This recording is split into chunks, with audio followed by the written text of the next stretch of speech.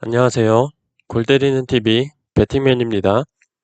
지난 K리그 각 팀별 코멘트 영상 1편으로 전북 현대와 수원 삼성의 이적 현황 및 아침에서 본 경기력에 대해서 간단하게 말씀을 드렸습니다. 자, 그럼 일단 우선 지난 시즌 2019 시즌 K리그 5위를 기록한 대구FC에 대해서 먼저 알아보도록 하겠습니다. 먼저 대구FC는 2019 시즌에 처음으로 파이널 A그룹에 진출을 했죠.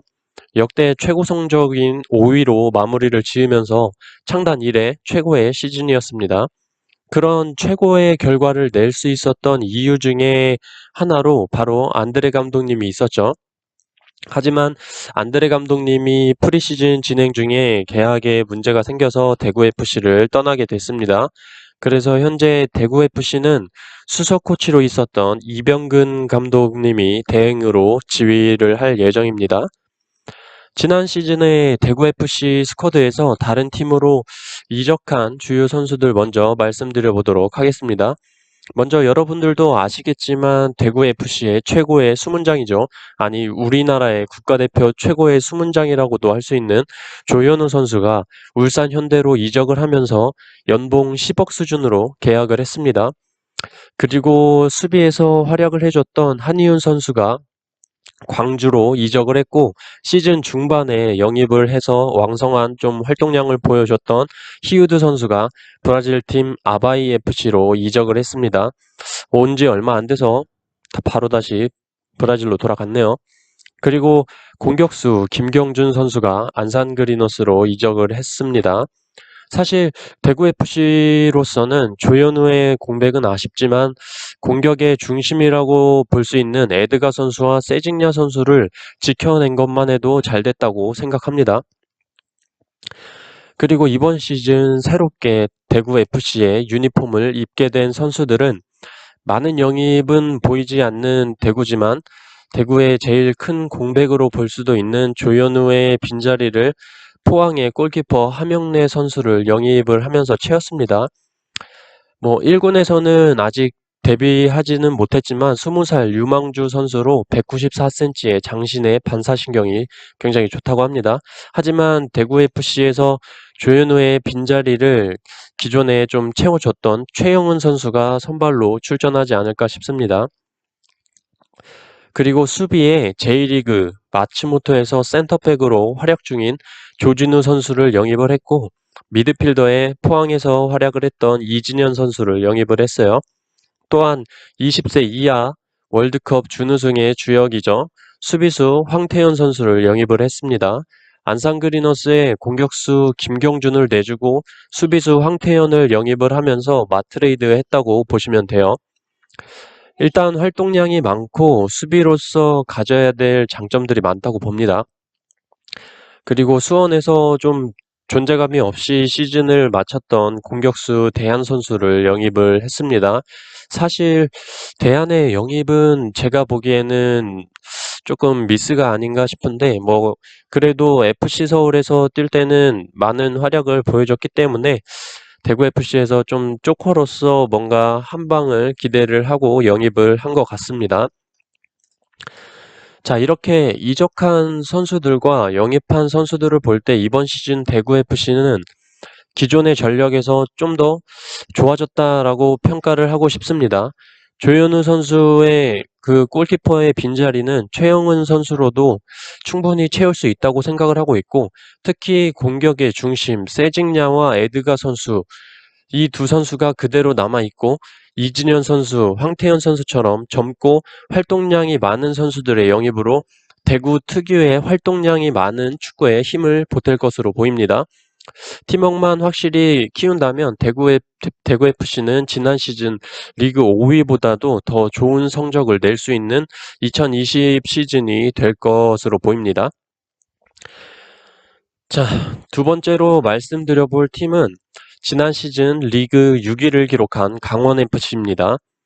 지난 시즌 굉장히 다이나믹한 포메이션 변화와 안정적이면서도 빠른 빌드업, 높은 볼 점유율을 기반으로 많은 사랑을 받은 강원의 축구 스타일을 병수볼로 불렀죠.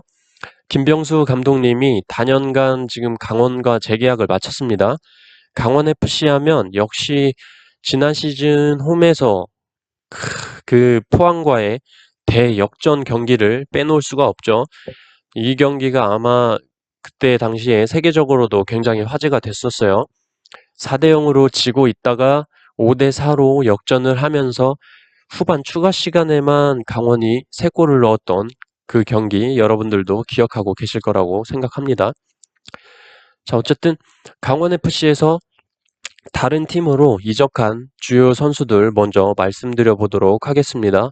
우선 베테랑 스트라이커죠. 정조국 선수와 주전 센터백으로 좋은 활약을 보여줬던 발렌티노스 선수가 제주 유나이티드로 이적을 하고, 오른쪽 풀백이지만 좀 멀티플레이어로 불리는 박창준 선수가 경남으로 이적을 했습니다. 또한 골키퍼 김호준 선수가 부산 아이파크로 이적을 했고, 강원FC에서 주전 경쟁에서 밀려서 벤치에 자주 보였던 빌비아 선수가 보스니아로 돌아가게 됐습니다. 딱히 큰 전력 이탈은 없어 보이는 강원FC입니다. 그리고 이번 시즌 새롭게 강원FC의 유니폼을 입게 된 선수들 말씀드려 보겠습니다. 강원FC의 박창준 선수와 현금을 주면서 경남의 골키퍼 이범수 선수를 영입을 했습니다. 이범수 선수는 경남의 승격에 크게 일조를 했었고, 큰 키지만 날렵한 선수로 2017년부터 2시즌 동안 친형인 이범영 선수가 활약한 강원FC로 오게 됐습니다. 또한 전북에서 공격수 고무열을 영입을 했고, 김승대 선수를 임대 영입했습니다.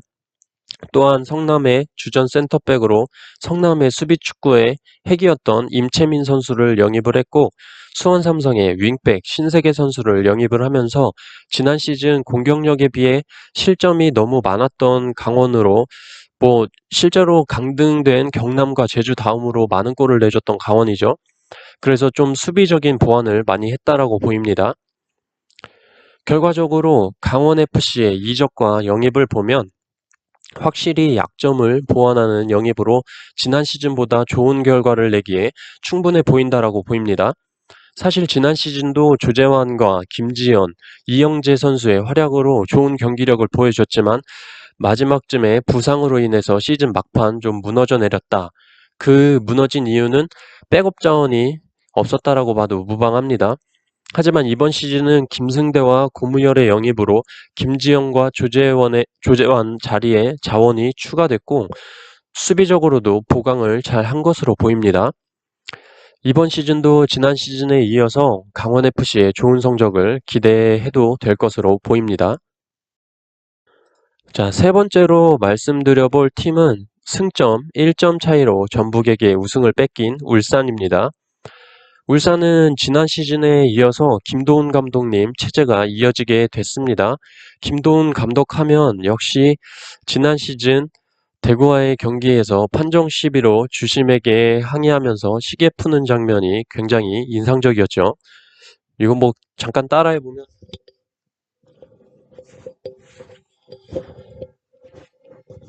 이거 아시죠? 보셨죠?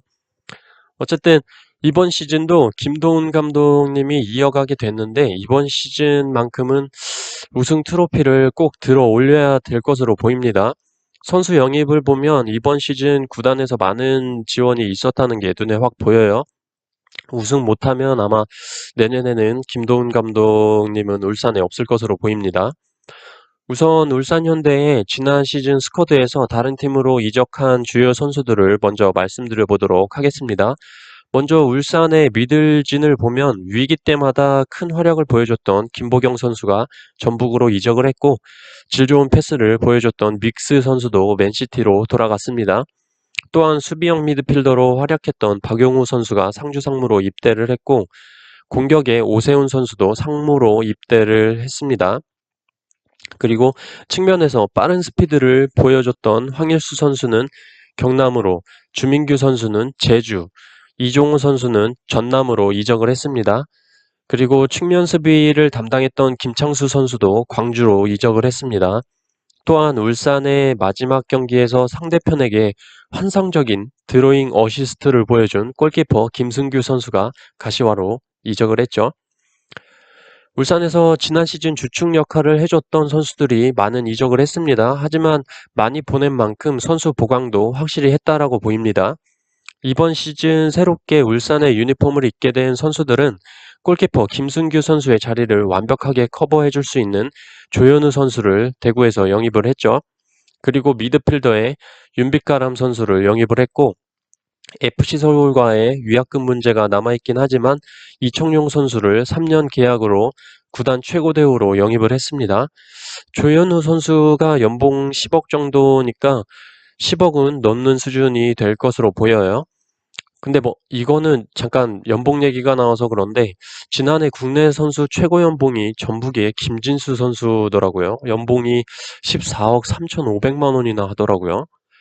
그 정도 받을 수준이 되나 싶기도 하고 어쨌든 잠깐 딴소리 했습니다. 어쨌든 이청용 선수도 영입을 했고 후쿠오카에서 미드필더 원두재 선수, NK 슬라벤에서 미드필더 고명진 선수를 영입을 했습니다.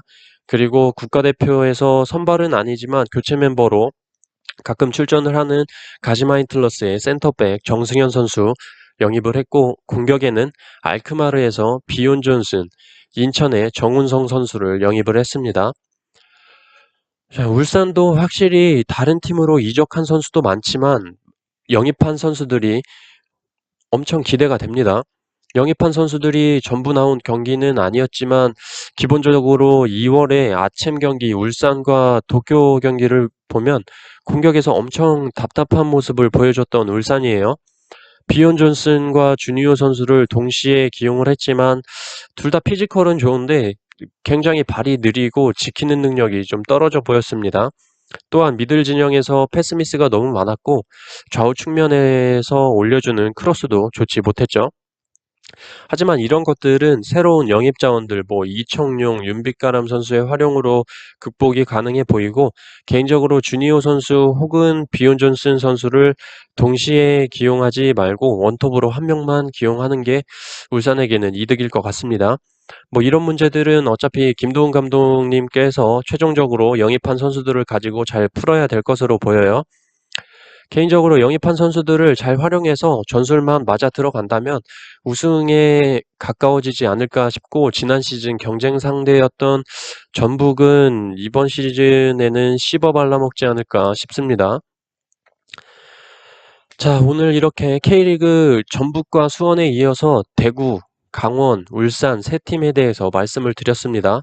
지금 코로나로 인해서 축구 경기가 연기가 되고 있는데 지난 영상에서 말씀을 드렸듯이 4월에는 K리그가 시작될 것으로 보이고 스페인이나 이탈리아는 좀 코로나 확산 속도가 심각한 걸로 봐서 추후에 재개되는 축구 승무패 14경기에는 K리그가 먼저 들어올 것으로 보입니다.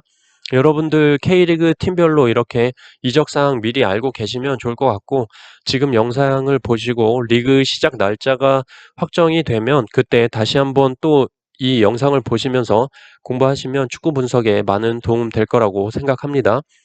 저는 이만 다음 영상에서 아직 말씀 안 드린 K리그 팀들 중에 두세 팀 또 정리를 해서 영상으로 찾아뵙겠습니다. 이상입니다. 좋은 하루 되세요.